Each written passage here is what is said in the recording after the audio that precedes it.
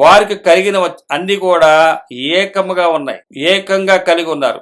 ఈరోజు కోటేశ్వరుడు మనతో కలవమని చెప్పట్లా. కోటేశ్వరుడు తన కోట్లను వదులుకొని ఆత్మీయ మందిరాన్ని కట్టుకోవటానికి ప్రయత్నించాలని చెప్తుంది దేవుని వాక్యం. అయితే యేసుక్రీస్తు వారే చెప్పాడు, ఒంటె సూది బెజ్జలో దూరటం అన్న ఈజీ గాని ధనవంతుడు పరలోక రాజ్యానికి రాడు అని. పరలోక రాజ్యానికి అతనికి లేదు అని చెప్పాడు. కానీ దేవునికి ఆయనకి సాధ్యమే. అంటే ఆయన శిలువ మరణ పునరుద్ధాన త్యాగాలను గుర్తుపట్టిన వాడు, వాటిని వదులుకోగలడు. గుర్తుపట్టలేని వాడు ఎట్టి పరిస్థితుల్లో కుదరదు. ఇప్పుడైతే కుదరదు. ఇప్పుడు ఉన్నటువంటి అంటే యేసుక్రీస్తు వారు ఉన్న సమయంలో అక్కడ జరుగుతున్నటువంటి శాస్త్రులు గాని, ప్రధాన యాజకులు గాని, ధర్మశాస్త్ర ఉపదేశకులు గాని, పరిచయులు గాని, వీరందరూ కూడా ఏమి చేయలేరు. ఎందుకంటే వారికి చేసి చూపించిన వారు లేరు. కానీ యేసుక్రీస్తు వారికి సాధ్యమే.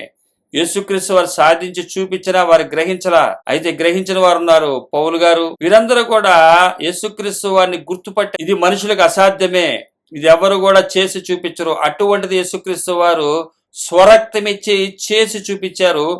కాబట్టి ఈరోజు పౌలు గారు ఎంతో సమృద్ధి కలిగిన వాడైనా సరే ఆయన వదులుకున్నారు. స్వరక్తం ఇచ్చినటువంటి ఆ యేసుక్రీస్తు వారు స్వరక్తంతో సంపాదించినటువంటి సంఘం ఈ ఆత్మీయ మందిరాన్ని కట్టుకున్నట చేత మనమందరం కూడా నిత్య రాజ్యంలో ఉంటాము, పరలోక రాజ్యంలో ఉంటాము. క్రైస్తవుని యొక్క మెయిన్ టార్గెట్ పరలోకమే తప్ప ఇంకొకటి ఉండకూడదు.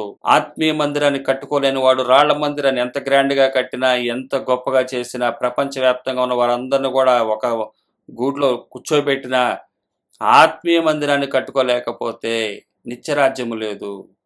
ఈ లోకం భూలోకంలో మొత్తం చుట్టొచ్చేసాము, భూలోకం అంతా మాదే, ఎటు పడితే అటు ఎక్కడికన్నా వెళ్ళగలము, ఇదంతా దేవుని కృప కాదు అని బైబిల్ చెప్తుంది. దేవుని కృప అంటే వదలటం, సంపాదించుకోవటం కాదు. బైబిల్ చదివితే అర్థమవుతుంది.